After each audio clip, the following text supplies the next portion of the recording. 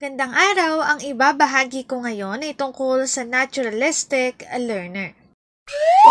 Magbasa, makinig, matuto at magsaya. Ako si Binibining Menya.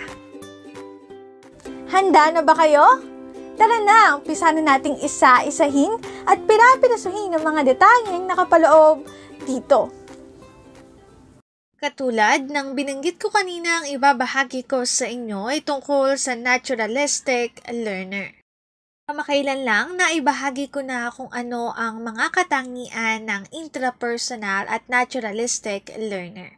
Pero bilang balik-aral, ibabahagi kong muli ang mahalagang detalye.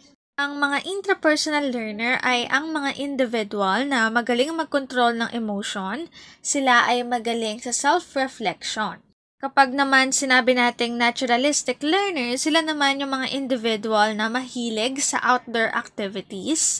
Sila ay magaling in terms of identifying different types and kinds of animals and plants. Gayun din, sila ay maaaring tawagin bilang nature smart. Ngayon, babalik na tayo sa pinakapaksa na ibabahagi ko ngayon.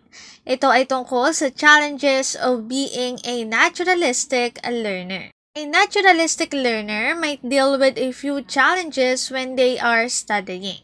Una, you feel too stressed when you don't have time to go outside. Dahil nga ang mga naturalistic learner, mahilig sila sa outdoor activities, madali silang maboard kapag nasa loob lamang ng classroom, nasa loob lamang ng tahanan.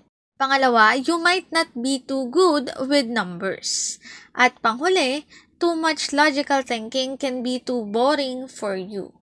Ang link na ito ang aking source sa mga written information na makikita sa bawat slides. Kung interesado kayo na magbasa pa, maaari niyong bisitahin ang website na ito.